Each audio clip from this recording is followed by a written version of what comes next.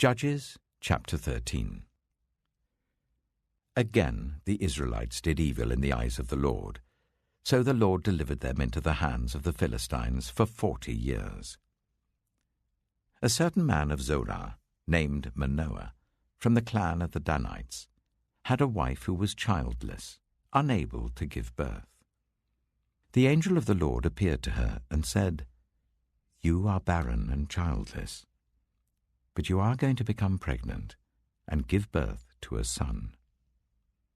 Now see to it that you drink no wine or other fermented drink, and that you do not eat anything unclean.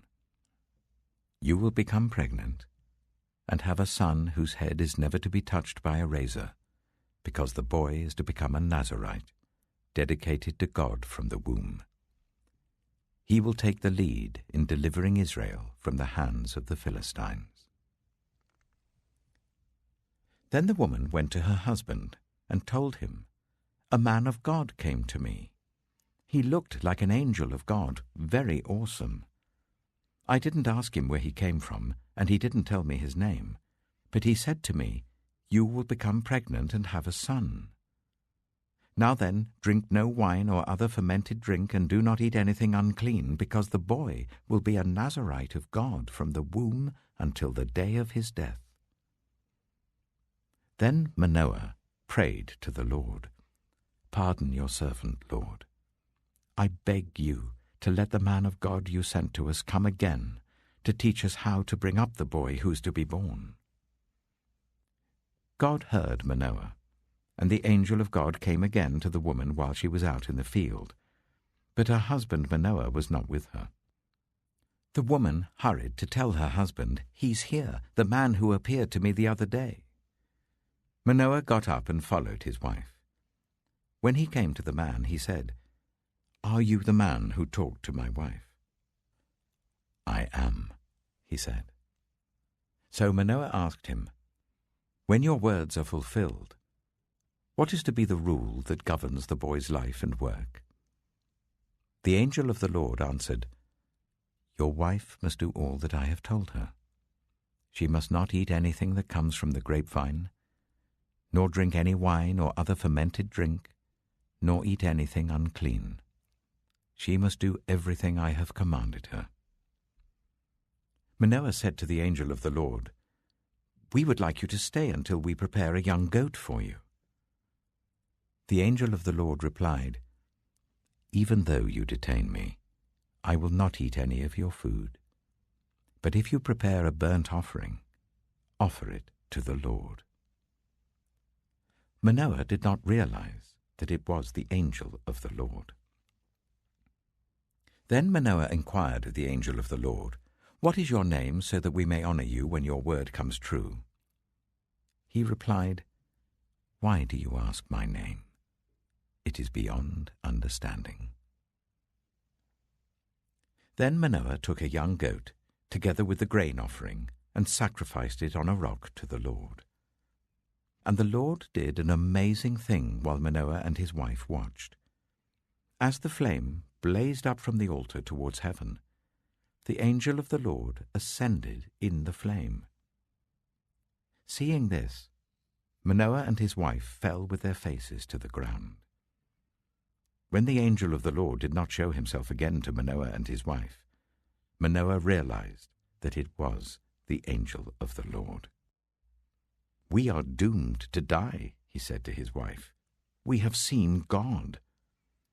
But his wife answered, 'If the Lord had meant to kill us, he would not have accepted a burnt offering and grain offering from our hands, nor shown us all these things, or now told us this.' The woman gave birth to a boy and named him Samson.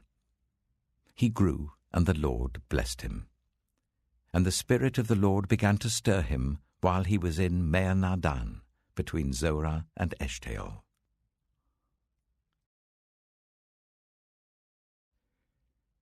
Judges chapter 14. Samson went down to Timnah and saw there a young Philistine woman. When he returned, he said to his father and mother, "I have seen a Philistine woman in Timnah. Now get her for me as my wife." His father and mother replied, "Isn't there an acceptable woman among your relatives or among all our people? Must you go to the uncircumcised Philistines to get a wife?" But Samson said to his father, "Get her for me. She's the right one for me." His parents did not know that this was from the Lord, who was seeking an occasion to confront the Philistines, for at that time they were ruling over Israel. Samson went down to Timnah together with his father and mother. As they approached the vineyards of Timnah, suddenly a young lion came roaring towards him. The Spirit of the Lord came powerfully upon him, so that he tore the lion apart with his bare hands, as he might have torn a young goat. But he told neither his father nor his mother what he had done. Then he went down and talked with the woman, and he liked her. Some time later, when he went back to marry her, he turned aside to look at the lion's carcass, and in it he saw a swarm of bees and some honey. He scooped out the honey with his hands and ate as he went along. When he rejoined his parents, he gave them some, and they too ate it. But he did not tell them that he had taken the honey from the lion's carcass. Now his father went down to see the woman, and there Samson held a feast, as was customary for young men. When the people saw him, they chose 30 men to be his companions. "Let me tell you a riddle," Samson said to them. "If you can give me the answer within the 7 days of the feast, I will give you 30 linen garments and 30 sets of clothes. If you can't tell me the answer, you must give me 30 linen garments and 30 sets of clothes." "Tell us your riddle," they said. "Let's hear it." He replied, "Out of the eater something to eat, out of the strong something sweet." For 3 days they could not give the answer. On the 4th day they said to Samson's wife, "Coax your husband into explaining the riddle for us, or we will burn you and your father's household to death. Did you invite us here to steal our property?" Then Samson's wife threw herself on him, sobbing, "You hate me. You don't really love me. You've given my people a riddle, but you haven't told me the answer." "I haven't even explained it to my father or mother," he replied, "so why should I explain it to you?" She cried the whole 7 days of the feast. So on the 7th day he finally told her, because she continued to press him. She, in turn, explained the riddle to her people. Before sunset on the 7th day, the men of the town said to him, "What is sweeter than honey? What is stronger than a lion?" Samson said to them, "If you had not ploughed with my heifer, you would not have solved my riddle." Then the Spirit of the Lord came powerfully upon him. He went down to Ashkelon, struck down 30 of their men, stripped them of everything, and gave their clothes to those who had explained the riddle. Burning with anger, he returned to his father's home, and Samson's wife was given to one of his companions who had attended him at the feast.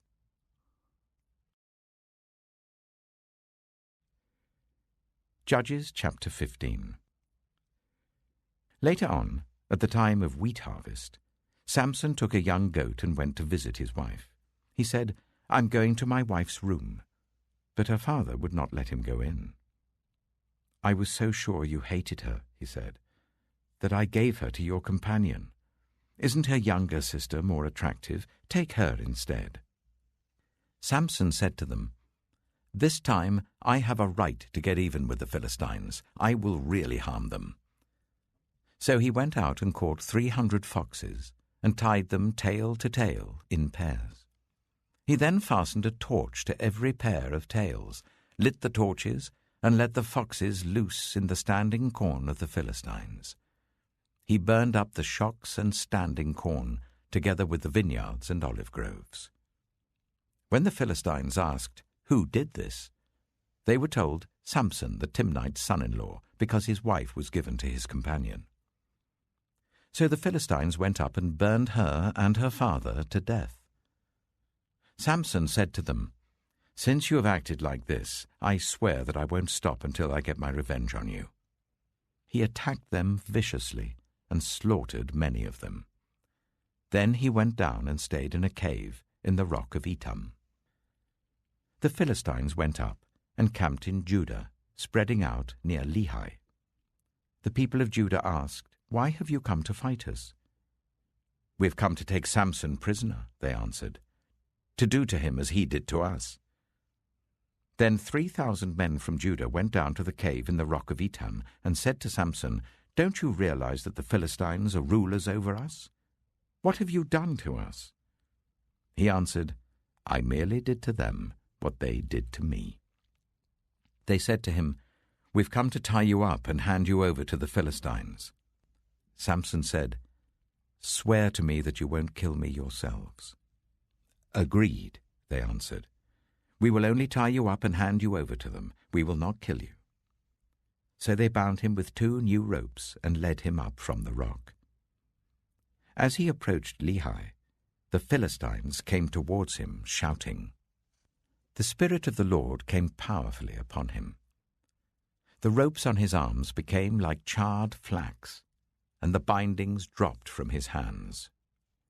Finding a fresh jawbone of a donkey, he grabbed it and struck down 1,000 men. Then Samson said, "With a donkey's jawbone I have made donkeys of them. With a donkey's jawbone I have killed 1,000 men." When he finished speaking, he threw away the jawbone, and the place was called Ramath-Lehi. Because he was very thirsty, he cried out to the Lord, "You have given your servant this great victory. Must I now die of thirst and fall into the hands of the uncircumcised?" Then God opened up the hollow place in Lehi, and water came out of it. When Samson drank, his strength returned, and he revived. So the spring was called En-Hakkore, and it is still there in Lehi. Samson led Israel for 20 years in the days of the Philistines.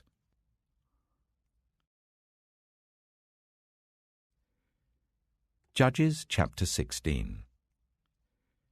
One day, Samson went to Gaza, where he saw a prostitute. He went in to spend the night with her. The people of Gaza were told, "Samson is here."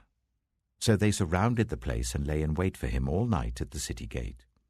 They made no move during the night, saying, "At dawn we will kill him." But Samson lay there only until the middle of the night. Then he got up and took hold of the doors of the city gate, together with the 2 posts, and tore them loose, bar and all. He lifted them to his shoulders and carried them to the top of the hill that faces Hebron. Some time later, he fell in love with a woman in the valley of Sorek, whose name was Delilah. The rulers of the Philistines went to her and said, "See if you can lure him into showing you the secret of his great strength, and how we can overpower him, so that we may tie him up and subdue him. Each one of us will give you 1,100 shekels of silver."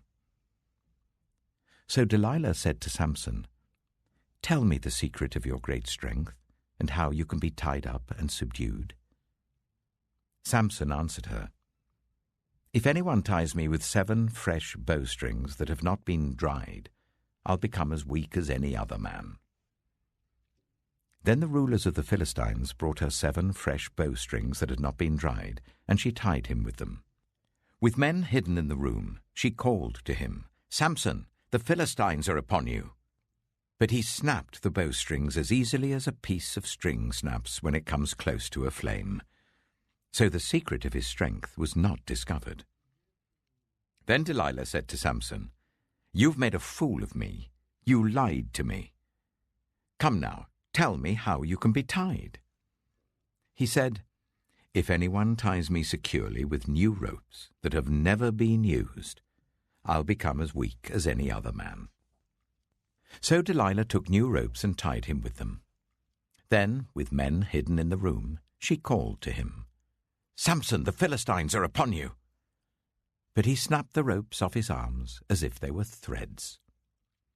Delilah then said to Samson, "All this time you've been making a fool of me and lying to me. Tell me how you can be tied." He replied, "If you weave the 7 braids of my head into the fabric on the loom and tighten it with a pin, I'll become as weak as any other man." So, while he was sleeping, Delilah took the 7 braids of his head, wove them into the fabric, and tightened it with a pin. Again she called to him, "Samson, the Philistines are upon you." He woke from his sleep and pulled up the pin and the loom with the fabric. Then she said to him, "How can you say, 'I love you,' when you won't confide in me? This is the 3rd time you've made a fool of me and haven't told me the secret of your great strength." With such nagging, she prodded him day after day until he was sick to death of it. So he told her everything. "No razor has ever been used on my head," he said, "because I've been a Nazirite dedicated to God from my mother's womb. If my head was shaved, my strength would leave me, and I would become as weak as any other man." When Delilah saw that he had told her everything, she sent word to the rulers of the Philistines, "Come back once more. He has told me everything." So the rulers of the Philistines returned with the silver in their hands. After putting him to sleep on her lap, she called for someone to shave off the 7 braids of his hair, and so began to subdue him. And his strength left him. Then she called, "Samson, the Philistines are upon you." He woke from his sleep and thought, "I'll go out as before and shake myself free." But he did not know that the Lord had left him. Then the Philistines seized him, gouged out his eyes, and took him down to Gaza. Binding him with bronze shackles, they set him to grinding corn in the prison. But the hair on his head began to grow again after it had been shaved. Now the rulers of the Philistines assembled to offer a great sacrifice to Dagon, their god, and to celebrate, saying, "Our God has delivered Samson, our enemy, into our hands." When the people saw him, they praised their God, saying, "Our God has delivered our enemy into our hands, the one who laid waste our land and multiplied our slain." While they were in high spirits, they shouted, "Bring out Samson to entertain us." So they called Samson out of the prison, and he performed for them. When they stood him among the pillars, Samson said to the servant who held his hands, "Put me where I can feel the pillars that support the temple, so that I may lean against them." Now the temple was crowded with men and women. All the rulers of the Philistines were there, and on the roof were about 3,000 men and women watching Samson perform. Then Samson prayed to the Lord, "Sovereign Lord, remember me. Please, God, strengthen me just once more, and let me with one blow get revenge on the Philistines for my 2 eyes." Then Samson reached towards the 2 central pillars on which the temple stood. Bracing himself against them, his right hand on the one and his left hand on the other, Samson said, "Let me die with the Philistines." Then he pushed with all his might, and down came the temple on the rulers and all the people in it. Thus he killed many more when he died than when he lived. Then his brothers and his father's whole family went down to get him. They brought him back and buried him between Zorah and Eshtaol, in the tomb of Manoah his father. He had led Israel for 20 years.